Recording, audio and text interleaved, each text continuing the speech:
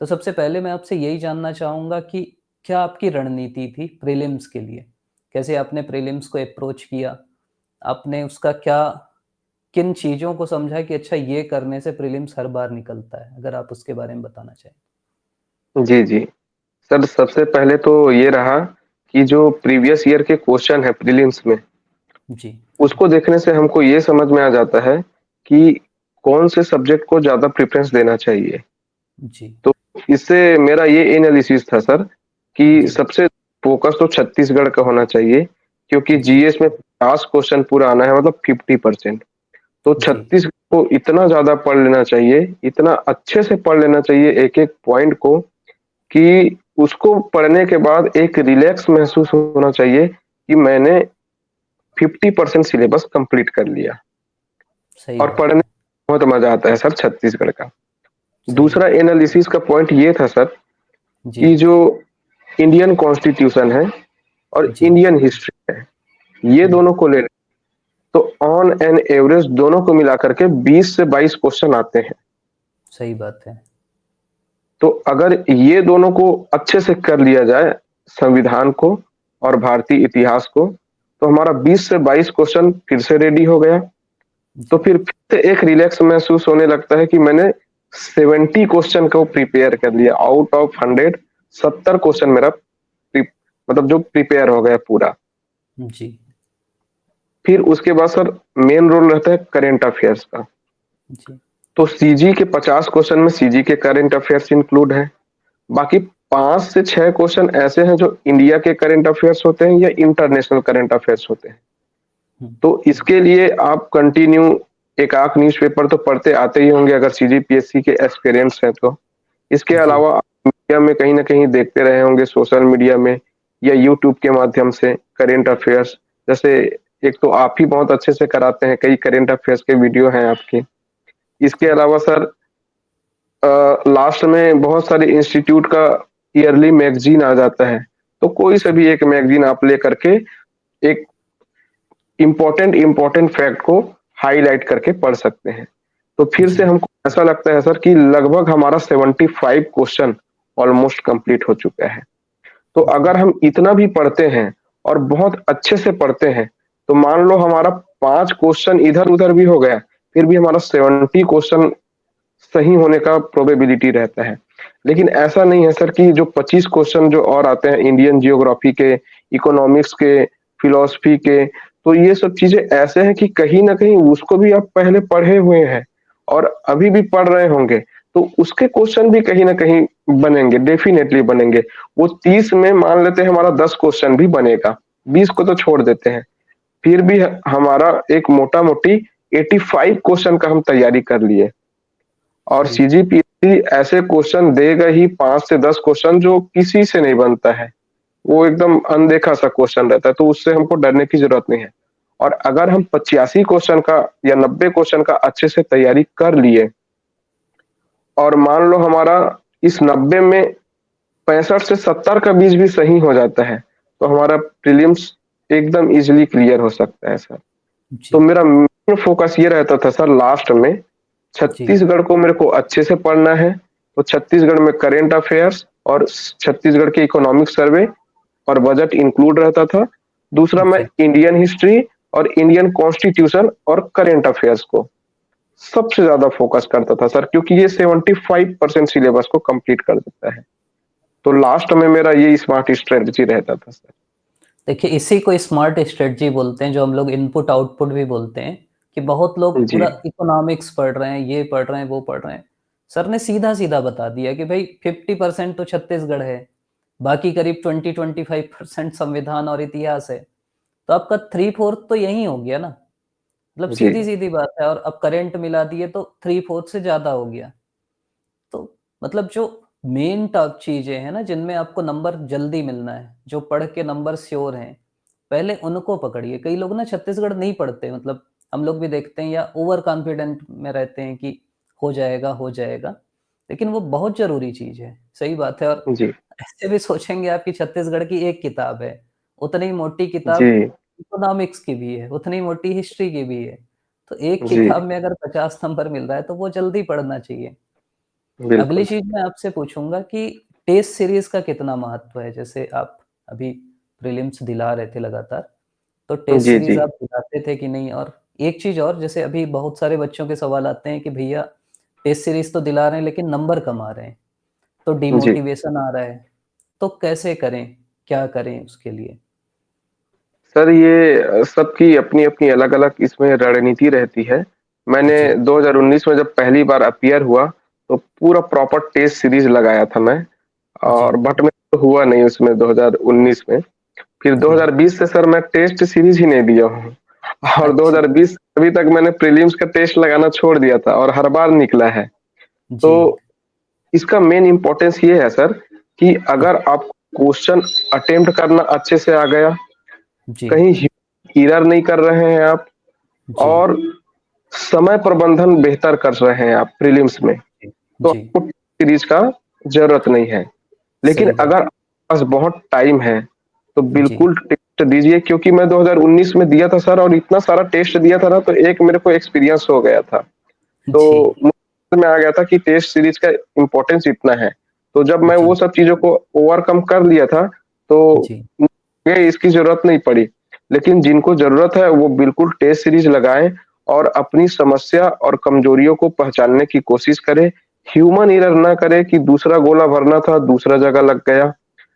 दूसरी बात ये है कि आपको टाइम मैनेजमेंट बिल्कुल अच्छे से करना है। ये नहीं सारे क्वेश्चन आप पूरा बना लिए, उसके बाद फिर आप टिक लगाना चालू किए तो कहीं न कहीं 1-2 क्वेश्चन तो गलत लगेगा और आप लास्ट में लगाएँगे तो मेरे पास समय बहुत कम है करके हड़बड़ाहट हो जाएगी।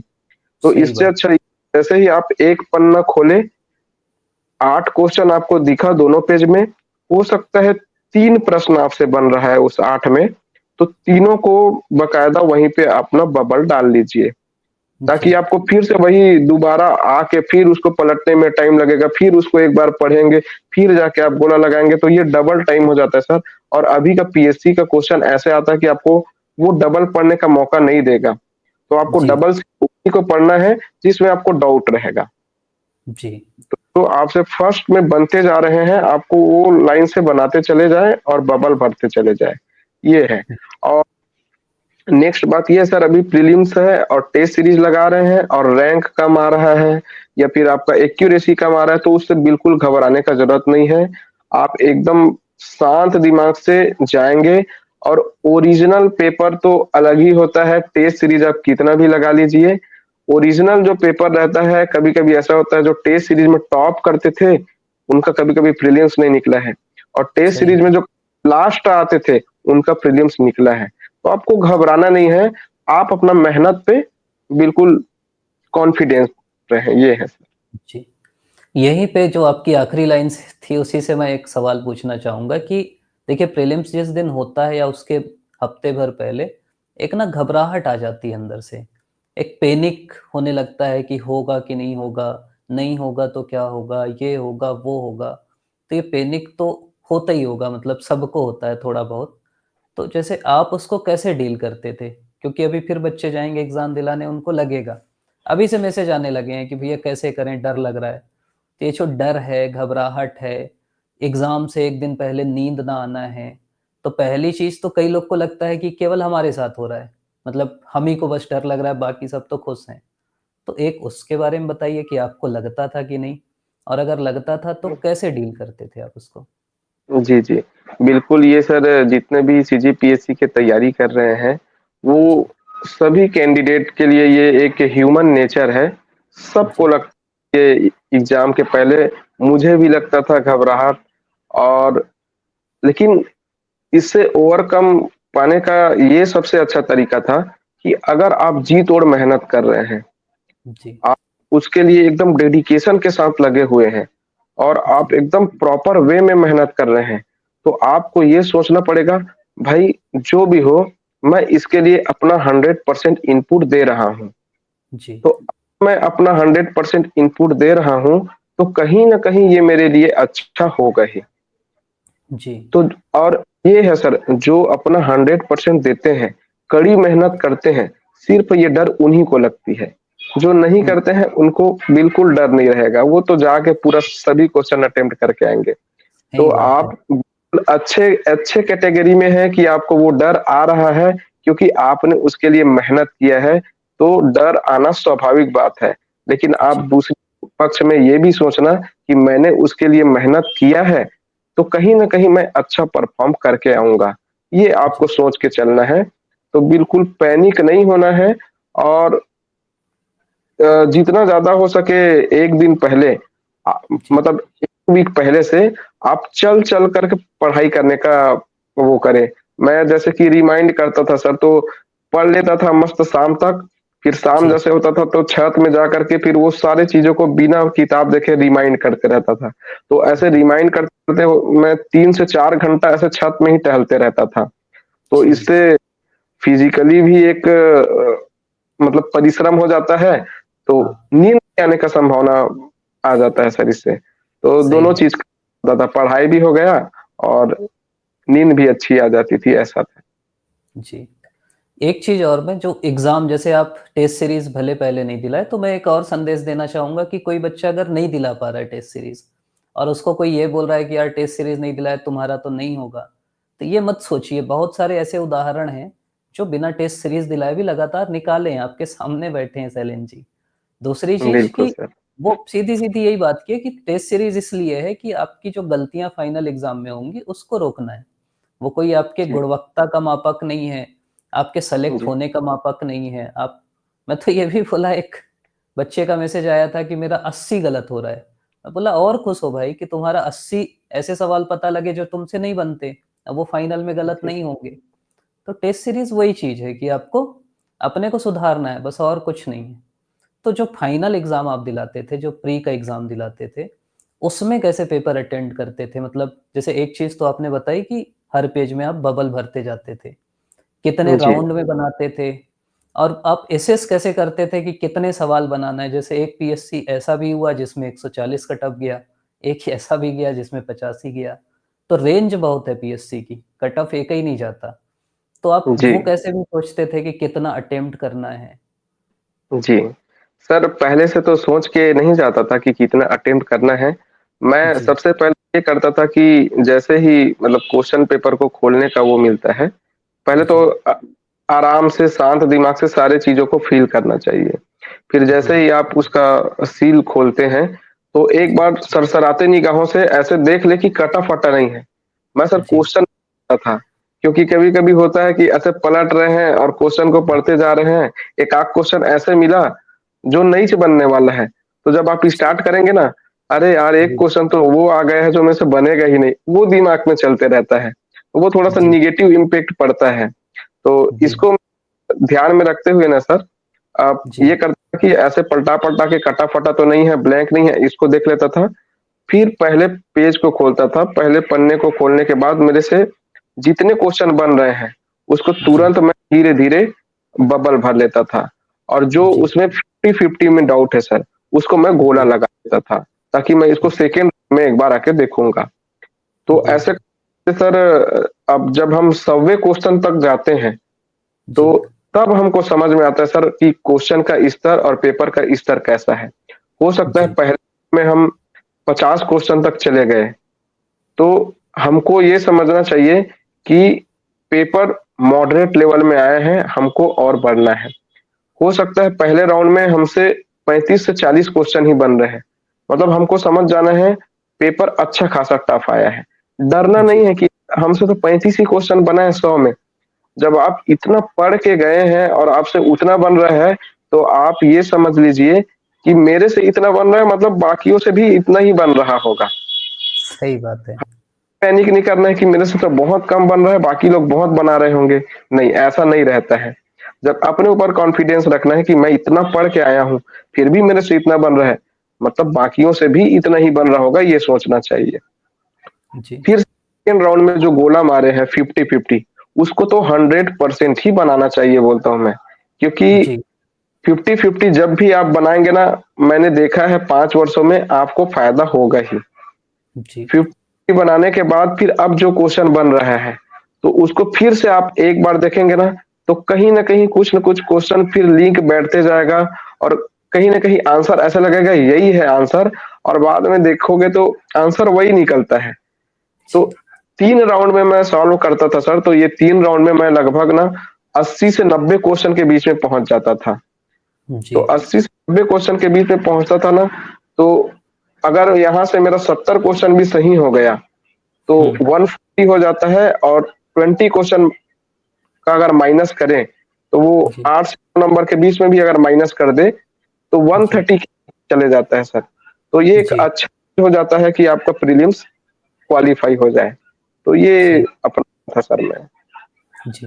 मतलब वही सीधी-सी बात है, पहली चीज़ कि आपको वहाँ ये नहीं सोचना है मतलब पहली चीज़ तो सबसे अच्छी बात जो सर ने कही कि कॉन्फिडेंस रखना है, कि आप जी, इतना पढ़ें, अगर आपसे नहीं बन रहा है तो किसी से नहीं बन रहा है। पहली गलती तो हम वही करते हैं ना कि अच्छा सबसे बनता होगा यार मेरे से बस नहीं बन रहा है, कैसे करूँ, क्या करूँ? इसमें बहुत सारे लोग वो हो जाते हैं। दूसरी चीज़ आपको ना वहाँ पे अपने इंट्यूशन पे भरोसा रखना है, कि जैसे आपको लग रहा है कि अच्छा इसका उत्तर ये हो सकता है, तो थोड़ा बहुत गेस करना है। अगर तीसरी चीज़ जो और अच्छी थी कि अगर आप 2 ऑप्शन एलिमिनेट कर लेते हो, तो आपको उसको 100% अटेम्प्ट करना है। क्योंकि पीएससी में 1/3 नेगेटिव और मतलब अगर आप 20 वैसे सवाल अटेम्प्ट किए, आपके 15 गलत हुए, 5 सही हुए, तो भी आपको कोई नुकसान नहीं होगा और इतना जी, तो प्रोबेबिलिटी होती भी नहीं है। तो ठीक है ये सर। थोड़ी ना बहुत बच्चों को मतलब ये सब सीखना चाहिए, ये सब प्रैक्टिकल चीज़ें हैं और अगली चीज़ ये सीखना चाहिए कि आपके सामने सब टॉपर यही बोल रहे हैं कि भई हमको भी डर लगता है।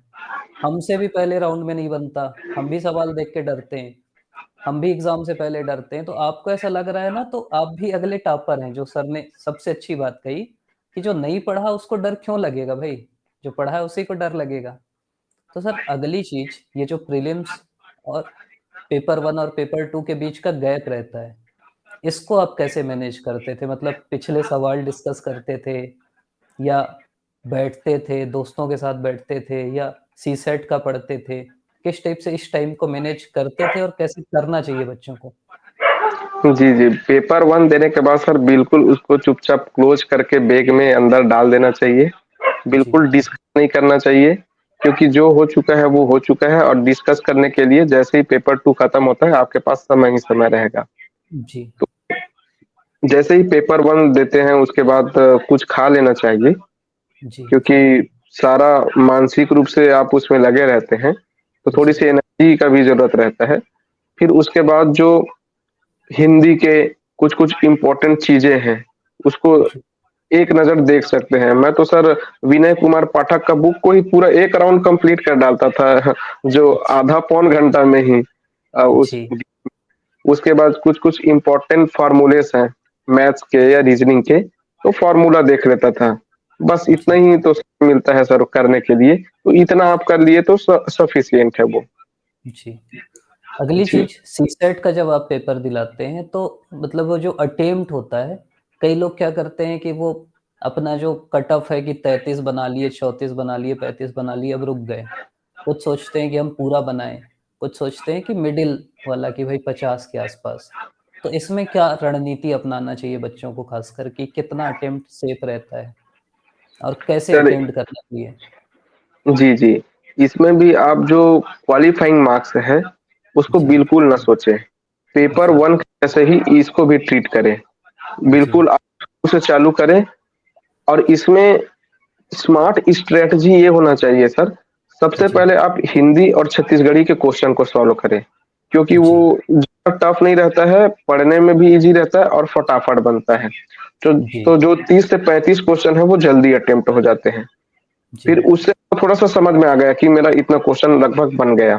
फिर जैसे जी, आप मैथ्स रीज़निंग में जाएँगे ना, तो छोटे-छोटे क्वेश्चन को पहले देखें, देख-देख कर जी, अटेम्प्ट करना चाहिए।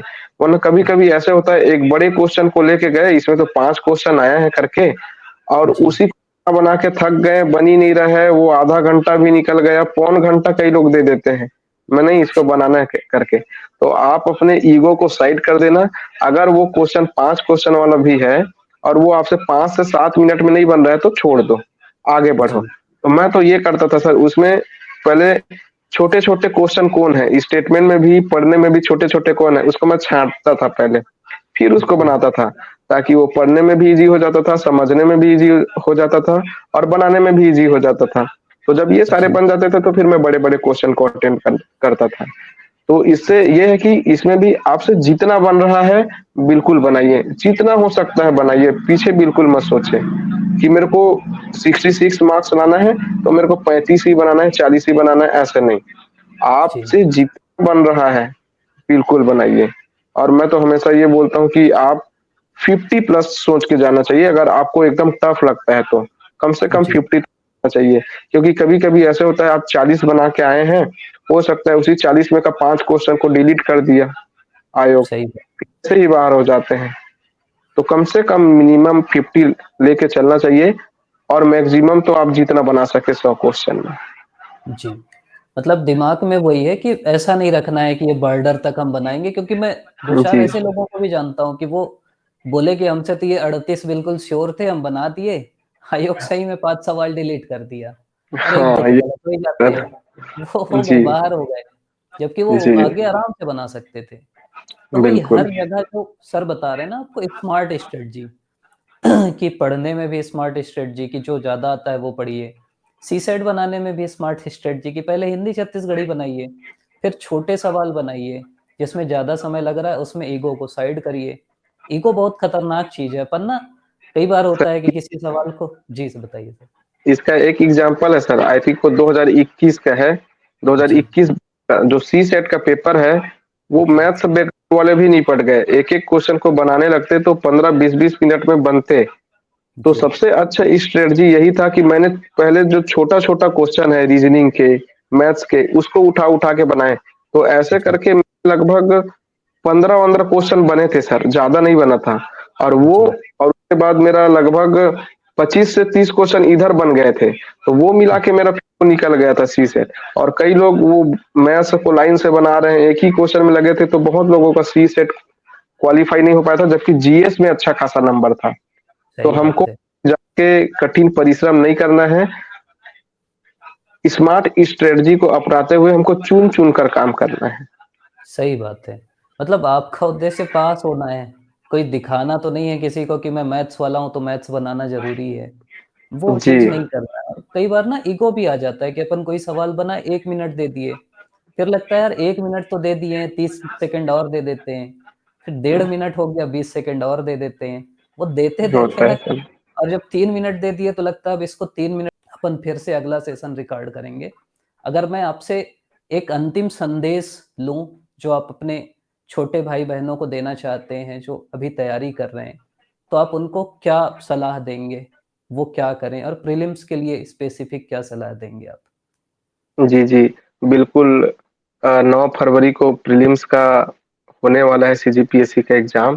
तो जी, सारे एस्पिरेंट्स को इसकी ढेर सारी अग्रिम रूप से शुभकामनाएँ, और जी, कड़ी मेहनत करिए आप, बिल्कुल शांत दिमाग से पढ़ते रहिए, और 9 फरवरी को दिवाली के उत्सव की तरह से देखिए, एक जी, फेस्टिवल की तरह से देखिए, और उसको एक्साइटमेंट की तरह लीजिए, और एकदम अपने अंदर में वो एक्साइटमेंट रखिए कि 9 फरवरी आने वाला है, मुझे जैसे दिवाली में पटाखे फोड़ने हैं, वैसे मुझे वहाँ जाकर के बबल लगाने हैं।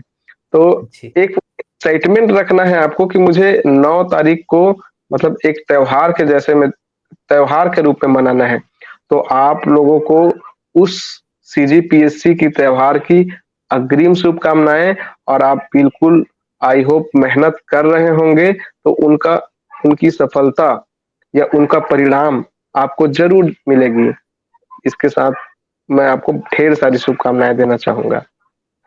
बहुत-बहुत धन्यवाद शैलेंद्र सर कि आप हम लोग के लिए समय निकाले, हम लोग के साथ आए, बच्चों को इतना अच्छा गाइड किए मतलब जो भी बच्चा सुनेगा ना उसको सही में एक नई दिशा मिलेगी, एक नई वो मिलेगी, क्या बोलेंगे उत्साह मिलेगा, उमंग मिलेगी, एक नया नज़रिया मिलेगा कि भाई ऐसे भी अपन कर सकते हैं स्मार्ट स्टडी, अच्छे से पढ़ाई, समर्पण, धैर्य सब है आपके जीवन में।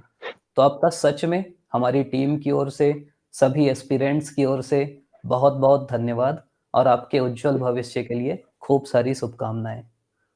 जी, बहुत-बहुत धन्यवाद सर, जो मुझे भी ये मौका दिए बोलने के लिए। और इसमें अगर कोई सीजीपीएससी के एस्पिरेंट्स इससे प्रोत्साहित या मोटिवेट होकर के वो आगे बढ़ेंगे और सक्सेस होंगे, तो ये मेरे लिए सबसे बड़ा अचीवमेंट होगा कि मैं किसी को अभी प्रेरित कर पाया। जी, थैंक इसके यू लिए सर। आपसे बहुत-बहुत धन्यवाद sir. Thank you sir, thank you sir. जी, थैंक